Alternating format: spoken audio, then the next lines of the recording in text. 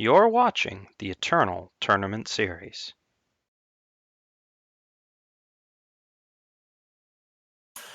Hello and welcome to our final round of Swiss here at the Eternal Tournament Series, Week 4, Season 4. Thank you very much for showing up here today and watching the tournament. I am joined as always by our wonderful co-host, Bairdrus.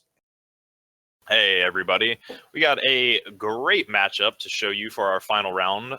Both these players are going to be on a win and in. Both are sitting at 4-1 currently, and two very, very high profile players here. TheSkeeJay on Elysian mid-range, as we saw earlier. He's on 4-1, and he's going to be facing off VSarius, who, another very high-profile player, has had a ton of fantastic finishes, not only in our Open Series, but as well as in our Invitationals. It's both of these players mainstays of the Eternal Tournament community. It's good to see them going up against each other. I just now realized that I have two streams of the same sign-up. But we will be seeing the Elysian mid-range deck against the Burn Queen deck. We saw Burn Queen run over the Armory opponent last round. Actually, whoever they were playing against.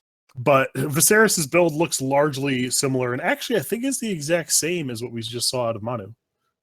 Yeah, VSarius and Manu are two players who are very often in Stone Scar colors, and in fact, this Burn Queen deck that they're both on is kind of their staple at this point, I'd say. Definitely for VSarius, we've seen him put up many, many high-profile finishes with a Burn Queen deck very similar to this list. This one is following in the footsteps of Manus. Could actually be the same list. He's playing the Knife Jacks as well, which is the notable inclusion here. So more one-drops that have very aggressive potential. And I think that this matchup is going to be rough for TheSkeeJay. His deck is not really equipped to battle in the early turns. Even his 3-drops in Dawnwalker and False Prince don't block particularly well.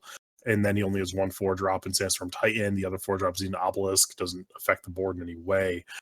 So I think this is going to be rough for TheSkeeJay. There's certainly ways he can pull it out if he's able to get ahead, have a quick draw, post board, Lightning Storm is relevant. So I do think there's ways for TheSkeeJay to pull this out, but I think VSarius and Manus both came with a pretty well-equipped deck given what the field has looked like.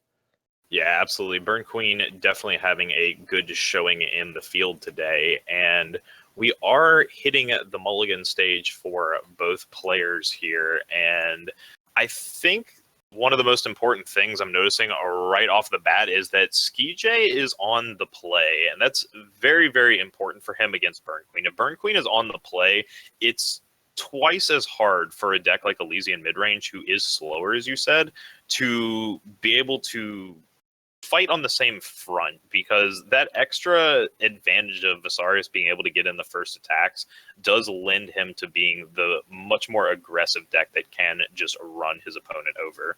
And VSarius has a very, very strong hand here out of the gate, and picking up a Grenade and Drone even gives him choices here out of the gate as to which way he wants to play this deck. Yep. And we do see we are moving here to the early turns as VSarius has a 1-drop in Grenade and Drone, and he has a pretty good follow-up, another pretty aggressive start, and TheSkeeJay is going to be as well equipped to deal with it as he can with these two Stormlinks. Yeah, Stormlink's coming out right here, very likely going to get cleaned up by a torch from VSarius. He might actually elect to let it go through and just decide that he wants to suffocate it instead, trying to keep the torch for cards like False Prince that are a little more threatening, that need a torch as an answer, since Suffocate won't hit it. And that does seem to be the line of play VSarius wants to go about. Yeah, I do believe Suffocate's only legal targets are Initiate and Stormlink, so being able to line up their removal correctly certainly is worth a lot, because that Suffocate can really only hit that.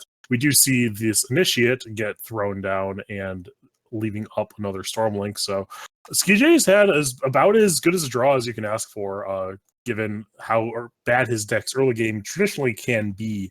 So other links will come down, throw down a block, and we'll have to see whether VSarius wants to respond to this and how. Yeah, and I definitely think we're going to see the torch come down this time around. He's going to be looking to hold on to this rapid shot for the next large threat, and it's very likely that VSarius is also going to drop the torch into the initiate, as we see him do, just to go ahead and slow TheSkeeJay down a little bit. TheSkeeJay would have been able to drop Surso this turn, would have been very threatening to him. Instead, TheSkeeJay only able to establish an obelisk, and this gives VSarius a chance to pick up a power here. But missing a power, picking up a third Champion of Chaos. I mean, these Champion of Chaoses are going to be great once he finds another power. But in the meantime, not a lot going on. Yeah, both players in pretty awkward shape. That VSarius a little bit ahead because he does have 3 power on board, and now he's going to also be able to play this Argenport Instigator. So he's doing okay. TheSkeeJay drawing another Backlash, a card not particularly good in this matchup. And we do see TheSkeeJay now getting punished for not having a high density of things in his deck that like affect the board. He has Backlashes, he has Crystallizes, which aren't good unless you're ahead. He has the Obelisk. So we now see the cost of all this, and even Dawnwalker kind of blocks. Dawnwalker's okay here, but with the rapid shot in VSarius' hand, I think he can actually just pressure for lethal damage here. 5 is guaranteed to go through, and then it's 1 short, right? Yeah, he is just 1 short. Actually, just 1 short with the trigger. So rapid shot not quite going to do it there, but he will get it on the follow-up turn. So VSarius is going to get a very quick game, stuck on 2 power, but showing that he doesn't really need much more if TheSkeeJay can't find his late drops. Yeah, this deck really punishing people for coming equipped for like the Chalice matchup, trying to have things that are good in the late game, don't affect the board, because in the Chalice matchup, that doesn't really matter. But when you're playing against Burn Queen, especially a build as aggressive as this, things like Backlash, Xenobelisk, Crystallize are really going to come back to bite you. Yeah, VSarius taking game 1 in blazing fashion, only on 2 power, clearly only needing 2 power at this point. And we will see the sideboard plan of both these players. Let's take a look at it ourselves. TheSkeeJay is going to have Lightning Storms to bring in, Scorpion Wasp as well. Probably some Lumen Defenders for his own sake to try and get his health total back up. As if you don't stop the early aggression, then you have to have some way to gain some life as the match goes on. Otherwise, VSarius will just run you down with the early units and burn you out. Burn Queen very well equipped to take games quite quickly, as we just saw. Yep. And we can see as we move into TheSkeeJay's sideboard, I think that Lightning Storm is going to be a big player, obviously. Lumen Defender could definitely come in handy. Infinite Hourglass, actually a really good way to allow him to continue to apply pressure with his overall creatures, but not necessarily down to a crackback. So I wouldn't be shocked to see that come in. I actually don't know what else he would bring it in if it's in the sideboard. So those cards do give TheSkeeJay some game, and VSarius doesn't have a whole lot to bring in. Linear aggro decks like this traditionally don't sideboard very heavily, so maybe TheSkeeJay can bring this matchup to a reasonable position post-sideboard. Yeah, we'll see if he can. VSarius, on the other hand, not going to have a ton to bring in here. Possibly some Soulfire Drakes, as well as Madness. I mean, the one of Madness tech seems to be very good against a lot of these decks. Yeah, Madness is very good against decks like Combray and Elysian that just have like big creatures like Surso and Sandstorm Titan, and the Madness is just going to be worth an insane amount of damage. Very interesting hand for VSarius there on the mulligan. Yeah, and if you don't play 12 1-drops, not play 1-drop. So I think you keep that hand, and we do see that he's going to just go Pyronite into Pyronite. He has a torch to protect them. He'll have to decide how he wants to throw out these torches, whether or not he wants to hit this initiate or just attack, or a lot of decisions here from VSarius, but a decent hand. Yeah, certainly. And TheSkeeJay not looking particularly fantastic. Definitely once the initiate gets taken off the board and picking up another power, he doesn't have a ton going on here. I mean, he does have a Stormlinks, but obviously the torch in VSarius' hand going to be able to take care of that one quite easily here as it gets dropped out. We'll very likely see this torch get dropped down, clean up the links. It does delay the Champion of Chaos by a turn, but I mean, we're looking at TheSkeeJay's hand and there is just nothing in it. Xenon Obelisk on turn 4, and now a Predatory Carnosaur on turn 6. Not where you want to be against this super aggressive Burn Queen deck. I'm actually a bit surprised he's even almost still in the deck, but I guess that there's a large number of cards that TheSkeeJay is trying to bring out and not enough to bring in, so it might have been just the best of the worst pile. Yeah, very likely here. And we see Champion of Chaos come down, and if TheSkeeJay doesn't pick up something soon, I think this game is going to be all the Burn Queen players. VSarius poised to take this game at this point. I mean, his opponent's already down to 15. He even picks up another Champion of Chaos. Yeah, I can't really see a way that can't see a way TheSkeeJay's getting out of this one, and he even has to elect not to block here just to ensure that he can get a Predatory Carnosaur down next turn. And now, like, everything VSarius draws is good. Power gets towards the ultimate on these Pyronites, and business is business. So he's just drawing very live, and TheSkeeJay's drawing to a very small subset of cards that actually matter. Yeah, we do see TheSkeeJay using the killer to take down the Champion of Chaos. We're going to see 6 damage still get pushed through. I mean, it's possible at this point that TheSkeeJay can start to stabilize on this board. It's very, very unlikely, though. And, oh, actually, yeah, I missed the Overwhelm, of course. Yep. 1 Overwhelm damage takes it, and VSarius, again, and just blazing fast speed, runs over the Elysium mid-range deck. That's kind of the downfall of Elysium mid-range, is you generally do not have a very good matchup against Burn Queen. Certainly not when they have a fantastic start like that. Yeah, it's something I brought up in one of TheSkeeJay's earlier matchups against an aggro deck, that his deck is pretty anemic in the early turns, but the previous aggro deck wasn't fast enough to capitalize on that. VSarius' deck, very different matter. It's about as fast as you can get, and it is definitely able to punish TheSkeeJay's slowness, even though TheSkeeJay had Stormlixes both games and was able to ambush them and profitably block and then just have it not matter, like, every time. Yeah, I just kind of ran over him there. Do we have a backup match? We do, yes. In fact. We're gonna have a level 13 David on Chalice Control up against babamavs, who is on Big Combry once again. Currently, the matchup is game 1, I believe. That's how fast our last matchup was. Is that these players are still in game 1 on this slower, grindier matchup. Yeah, this is a lot slower than what we just witnessed. This matchup is about very different things. This is definitely a matchup that is not really about the board. They're just going to try and grind each other out. The Chalice deck, and as 3 artifacts in play currently, I don't know how many of them are Chalices, but any creature David draws is going to recycle itself into another one, which may do it into another one. So this top deck war currently favors level 13 David by quite a bit. Yeah, certainly. We did see 3 Chalices there stacked up. Not that they're going to be particularly needed generally, but we will see a little bit of damage getting pushed through. 4th Chalice pickup, not really what level 13 David is looking to pick up here. He was looking for some more interaction, and babamavs is picking up a Sandstorm Titan. That's actually going to be a pretty big hit here. Level 13 David's going to need an immediate response to this, and a power is not an immediate response.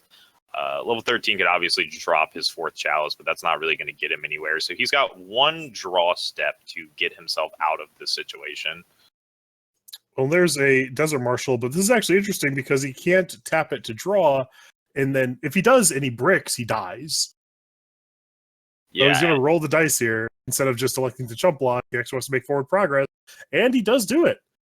Yeah, big pickup here. And now he could actually, he could actually draw again because he gains 5, which essentially negates what the damage the Titan is doing. So he can draw again, and he hits a Vanquish.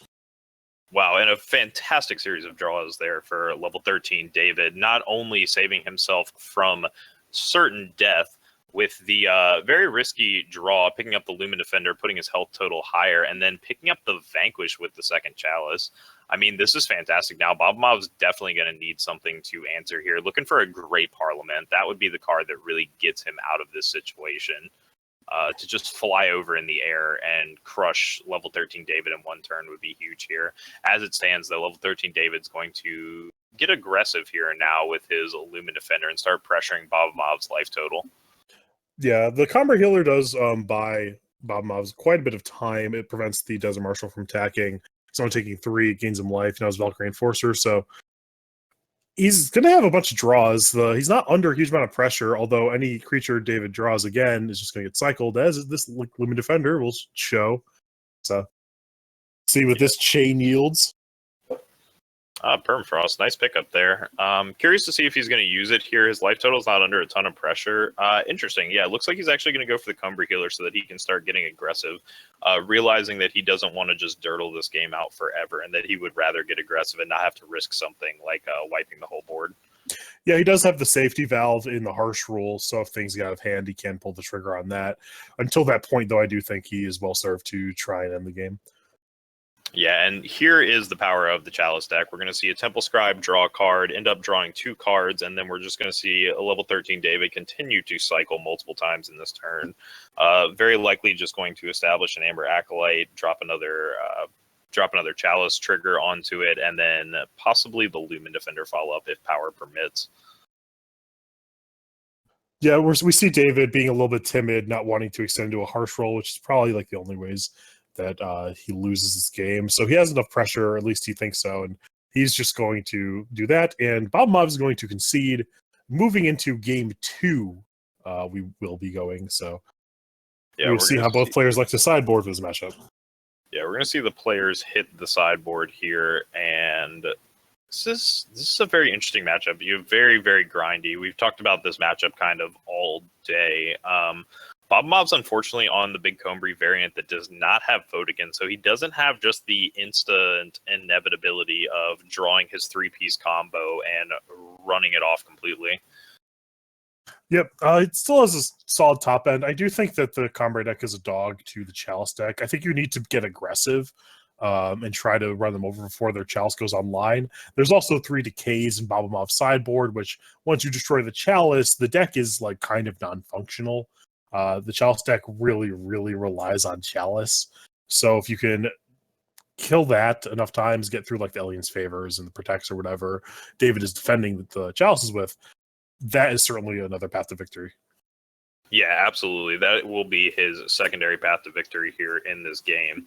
And those cards coming out of the sideboard will make quite a bit of a difference. It does give the Big Combri player certainly a way to approach the matchup that they otherwise wouldn't have. But, you know, you do need to get under the Chalice deck because even with Big Combri, it's often very hard to outscale the Chalice deck once they get rolling, as we just saw in that last matchup. Yep. You see how easy it is to continue scaling. And then we do see on the side of level 13 David in his sideboard, I would expect things like Great Parliament and Channel the Tempest to come in, possibly stand together depending upon how he sees his role in the matchup. And outside of that, I think those are the considerations. I don't really see anything else that I'm particularly interested in. Yeah, not a ton on his side.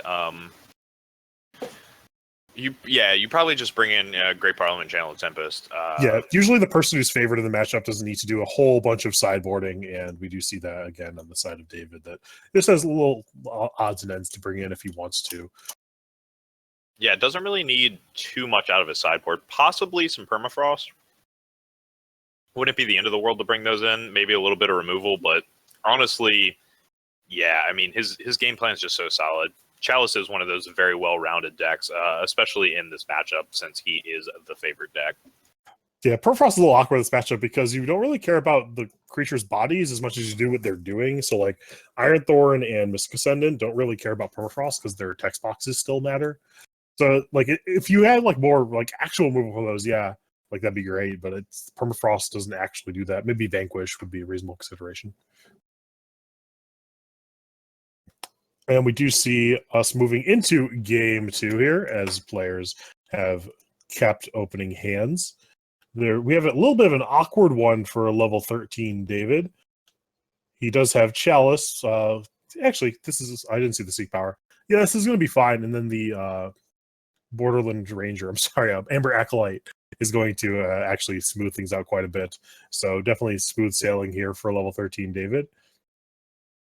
Yeah, babamavs, if he can pick up some power, though, actually has a pretty solid hand himself. Like, he's got some very heavy beaters here. And level 13 David has some answers in the forms of 2 Vanquish, but it's pretty hard to get through 2 Sandstorm Titans, a Great Parliament, Martial Ironthorn and a Mystic Ascendant.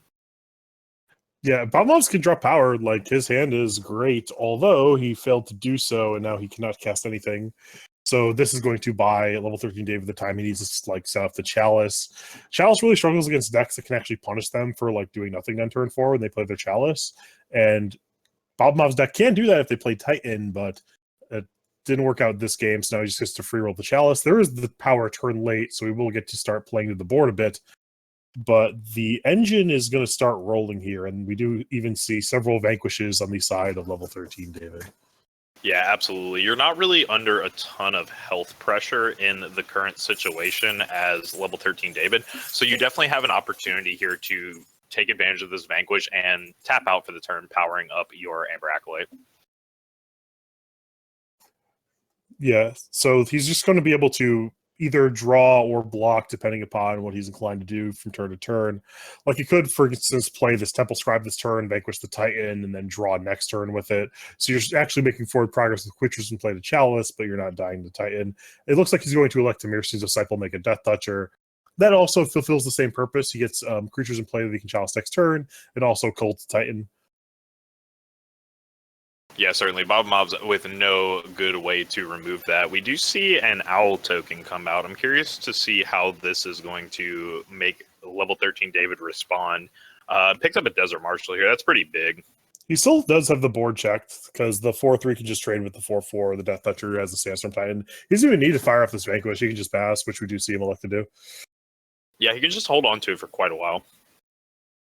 We will see attacks come in here. I assume the Comber Healer will actually get through, although we do see that David's content to trade the Death Toucher with the 4-4, or maybe not. Yeah. Okay, this is the block I expected. Okay. Yeah, this is what I expected as well. Like, you really don't need to trade the Death Toucher off. In fact, I'd rather keep it. I mean, 2 free damage is 2 free damage. You're not under a ton of pressure. Although Stand Together messing things up, but the Backlash coming up big here. Backlash, a card I'm actually, like, I was a little dubious on in this matchup. I'm not sure how much the spells matter, like how much you care about Harsh Rule and Great Parliament. And I guess you care about Great Parliament quite a bit, so I do get it. But definitely coming up big there, being able to kill the 4-4 and let the trade go through. Yeah, absolutely. And now we're going to see this Marison's Disciple very likely get powered up. And now this checks the Sandstorm Titan by itself. And this has created just not a fantastic situation for babamavs. Though, since there is no way to wipe the board currently, there is the chance that babamavs can kind of start to scale out of this. That being said, level 13 David has already kind of scaled out of this situation. I mean, he's got the Chalice in play. He has 2 more in hand. Really, the only thing he's lacking right now is power. That's kind of the only thing that's holding him back. Nope, and there it is. So he's going to be able to keep making forward progress. He doesn't... Oh, I realized that he doesn't have double time. That's why I didn't play the Temple Scribe earlier. So that's like an inhibiting factor as well. But shields are up for David. He has his engine online. It's going to be really hard for babamavs to break through this, especially now that his Ironthorn is silenced. That's going to be one of the better ways to do it, potentially building up to the one-sided Harsh Rule and sweeping everything away. But now I guess his best route is Parliament. But we do see there's several Parliament side of David as well. So we'll see if he's able to break through this wall. But this is what the Chalice deck does. Everything is fully online for level 13 David. Absolutely. And Chalice is going to do exactly what Chalice is expected to do here. I mean, they're just going to continue scaling up on the board and dropping multiple threats. babamavs does pick up a Martial Ironthorn, but he is electing to play Mystic Ascendant, trying to catch his opponent off guard and create unexpected value. That being said, level 13 David is in no way going to let that sit on the board for a full turn. He's got the Vanquish ready in hand and takes care of it immediately.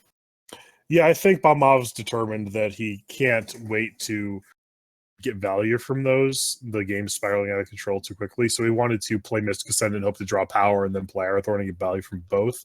A reasonable time frame. Didn't work out that way, but I don't disagree with the attempt to do that. Yeah, absolutely. And unfortunately for babamavs, he would love to honestly silence his own Sandstorm Titan, but he's not in a position to do it since he has 2 of them on board. If he could silence the Sandstorm Titan, it's likely that he could at least try an attack with the Great Parliament in air.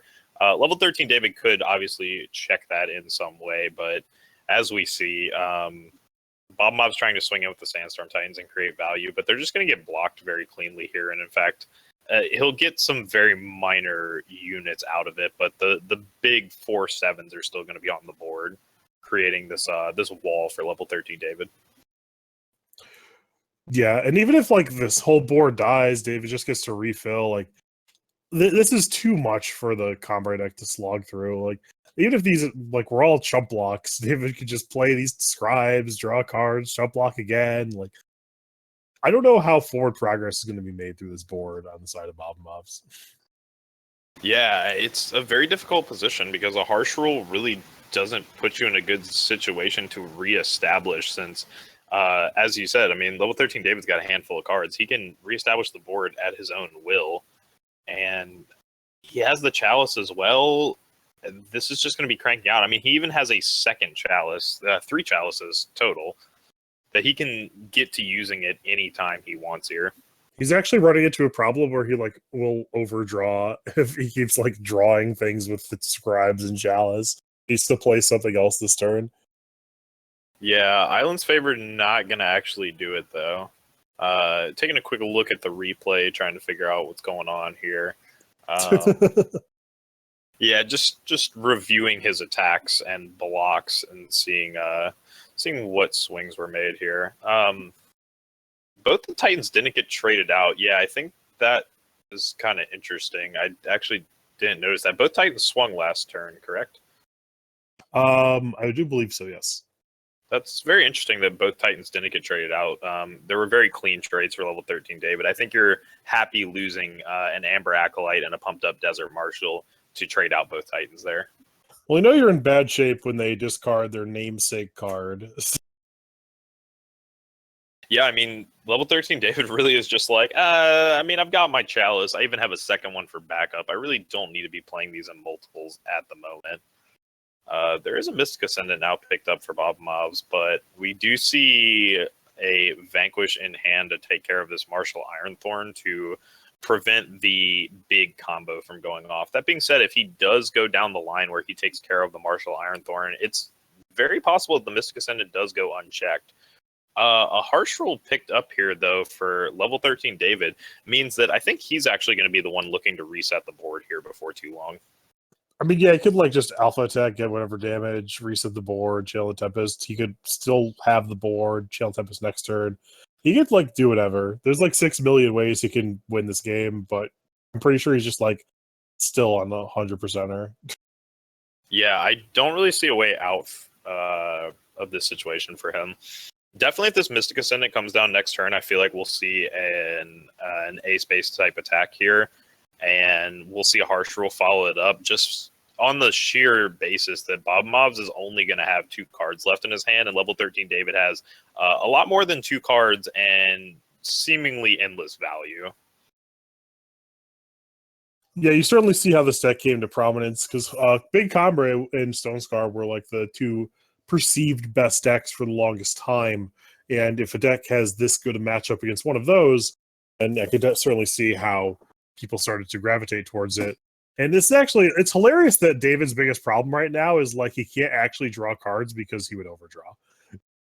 Yeah, that really is his biggest issue right now. I mean, he's going to draw a card this turn, but he's also then got to commit something to the board. I mean, at this point, I'm completely in favor of just A-space harsh rule. I mean, you've got 2 harsh rules now. Like, I think you're in favor if you reset the board. You have more power. Your Parliament tokens are going to be absolutely huge. And if your opponent doesn't have another Sandstorm Titan, which you've already seen 3 of, if you drop double Parliament, you've got 16 damage in the air that's going to go unchecked. Yeah, certainly. I think that's the quickest way to get the game over with, which I'm all for here because I think this is a foregone conclusion. David just has to decide how we're gonna get from point A to point B. Yeah, absolutely. I mean, babamavs is really just not in a position where he's going to be winning this game, really in any capacity. This is a very hard position to play from. When you're playing from the Big Cumbry player's perspective, you have to feel like you're just staring up the mountain, and it's just such a climb. With a third harsh rule, okay, I think level 13 David's got to fire one off this turn, right? Yeah, because you get through for, 4 blockers, 4 attackers. You get through for like 8 damage. and then you harsh roll, and then you like play Parliament. But now we're gonna get a Channel of Tempest. David appears to be content to just draw a bunch of cards. I guess that is babamavs' best out, is David forgetting that his deck is a finite number and then drawing too many cards and then losing due to having no cards in his deck. Yeah, I mean, this is such a consideration for level 13 David here that Channel of Tempest was kind of questionable towards the end of He his has to discard all 3 cards he drew. It did nothing. Yeah. Just 8 damage. Which I guess is relevant, but it would have been the same thing as attacking, harsh roll, follow-up Parliament. Yeah, and honestly, the follow-up Parliament was much, much better. I mean, the 8 damage on board the following turn guaranteed with the Channel of Tempest still in hand was lethal. But as it stands, we will see as we go on. We see a Vanquish come down. I mean, if the Vanquish comes down, now that the Mystic Ascendant's on board, I'm pretty sure this is the turn where the harsh roll comes in. Yeah, level 13 David going to snap attack. We're going to see some damage get pushed through. I have no idea why you would consider not attacking here. You're going to get to push through at least 2 of these units, so you'll get 4 damage through, essentially. It takes your opponent to 8, and then you follow up with a harsh rule into 3 owls and a temple scribe. Yep, it's going to be a pretty good turn for David, and we will likely see this game come to a close in the coming few turns. I usually don't like to call a game before it's over, but this is what these decks do. They just like put you in the soft lock. You can't really do anything anymore. And they won the game like 10 turns ago, but it actually takes them a while to literally win the game. Yeah, exactly. And we do see Great Parliament and a Valkyrie Enforcer here. So, I mean, the Great Parliament at least could fight it, but the Backlash is going to take care of that. And babamavs is going to have to take a concession. So level 13 David bring the series down 2 games to 0, winning that first game with a fantastic play on his part, recognizing that he absolutely had to go for a very risky chalice and getting certainly rewarded for it. Yeah, that was one of the more impressive and ambitious plays to get him to that point. But yeah, that matchup seems really bad for Cambrai. I'm really not sure what you can do other than like you have to like make it so their chalice isn't a thing. You have to destroy their chalice and you have to put them under pressure, because that, like, if they ever get to that point, like, you're just dead. You're just dead. Yeah, it's a very hard situation to be in. So big congratulations to level 13 David. He has locked up his spot in the top 8. Unfortunately for babamavs, we will have to see as tie breaks come in whether or not he will be in our top 8 as well. Possibly, maybe these players will get a rematch somewhere further down the bracket. For babamavs' sake, I hope not. Yep. And I do believe that's going to do it for our Swiss. We will be returning with our top 8, and we will talk about the bracket and move into matchups then. So do stay tuned to see who made our playoff rounds and who will be crowned champion today here at week 4 of the Eternal Tournament Series. We will be back soon.